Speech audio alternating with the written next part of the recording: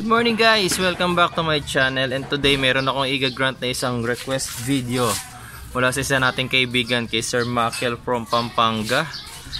Recently nagka-problema siya with his engine, and I recommended him na mag-decarbonize siya ng kanyang engine using water. So in this video guys, ipapakita ko sa inyo kung ano may tutulong ng decarbonizing sa ating makina. It is used to lessen yung carbon build up doon sa loob ng ating makina. So para malaman nyo yung procedure and positive effect nito sa ating makina, please continue watching this video.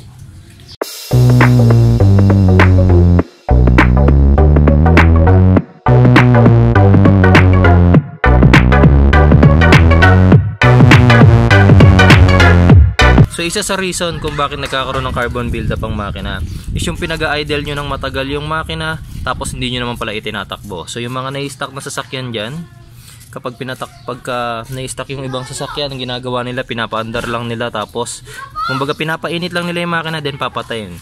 So mas prone na magkaroon ng carbon buildup ang inyong sasakyan. Next thing na reason kung bakit nagkakaroon ng carbon buildup, yung mga short trips guys.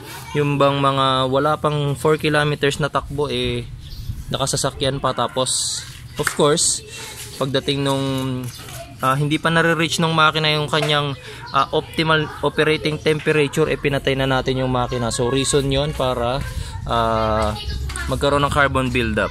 Okay, so isa sa pinakamalaking epekto ng carbon buildup sa makina natin is yung power loss. Kasi kapag nag-accumulate na ng carbon buildup ang ating makina, yung amount of fuel, air and fuel mixture na pumapasok sa ating combustion chamber is lumiliit or nababawasan. Reason para mag-loss ng power ang ating makina. So in this video guys, papakita ko sa inyo na makakatulong yung decarbonizing with water. Sa ibang bansa guys, kapag nagde-decarbonize sila ng engines ng mga intake valves nila, ang ginagamit nila is seafoam. So, kaso nag-search ako ng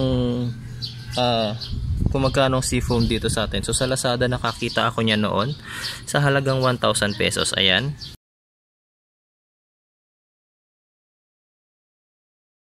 May kamahalan din, 'di ba? Yung seafoam, isang bote ng seafoam. So, itong water decarbonization, lesser effective pero at least mas mura siya. Tsaka ang importance naman para hindi magkaroon ng carbon buildup sa ating sasakyan is laging nasa tama yung kondisyon niya. Lagi siyang na-maintain ng maayos, tapos huwag nyo masyadong gamitin for short driving. Tapos huwag nyo na rin siya masyadong paandarin kung hindi nyo naman itatakbo yung sasakyan. Much better guys kung ayaw nyo ma-stuck yung sasakyan. Kung paandarin nyo yung makina, mas maganda itakbo nyo na rin yung buong sasakyan, kasi lalo lang magkakaroon ng carbon buildup sa loob ng combustion chamber kapag ganun yung naging habit ninyo. Titingnan natin kung ano may itsura niyan kapag nag-decarbonize tayo using water. So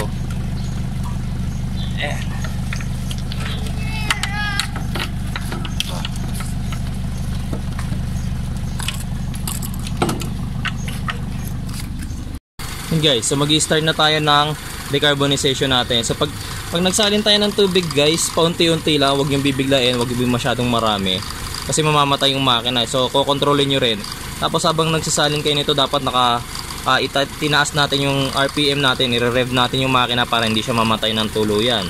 Tapos kung mapapansin nyo, dalawa yung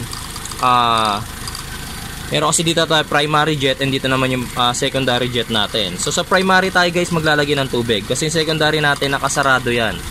So bumubukas lang yan during higher RPM. Tapos pag dyan tayo naglagay ng tubig, may imbak lang So dapat dito, kasi kapag nag-revolution tayo, yung throttle plate sa ilalim nito ang bumubukas. Okay, so paunti-unti lang yung pagsalin. Tsaka direkta dito sa loob guys, wag dito kasi ito papunta to sa float bowl. Nandun yung reserve natin ng ating mga gasolina. So pag napunta dun yung tubig, so may imbak lang din siya doon. So kailangan direkta dito sa loob, wag dito sa tubo na to.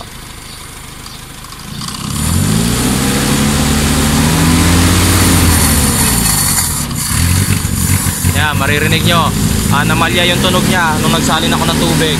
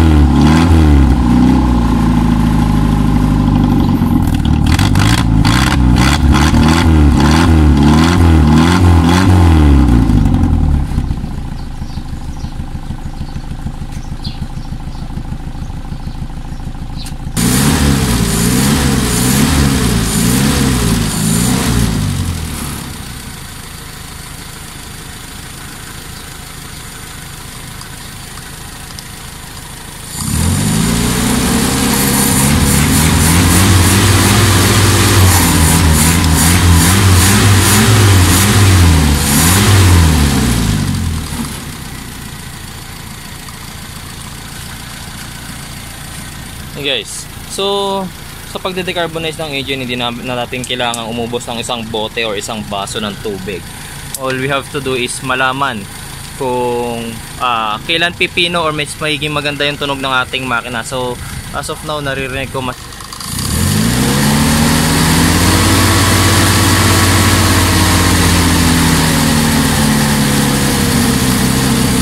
maririnig nyo guys, nung pinapasok ko yung tubig, nag-i-stall yung engine, kaya kailangan naka-revolution kayo habang nagpapasok kayo ng tubig.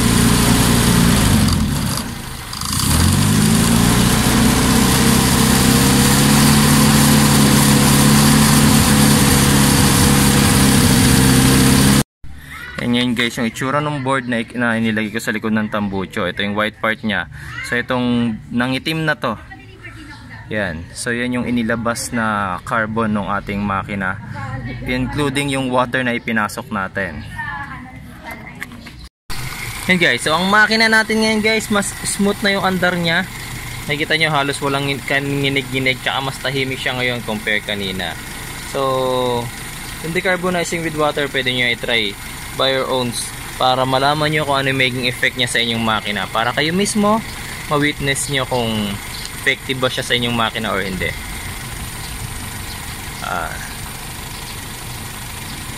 Okay, so I hope may natutunan kayo today sa shinare ko ngayong video sa inyo, and please continue supporting my channel guys, and kita-kita po tayo ulit sa susunod ko pang video. Maraming salamat po.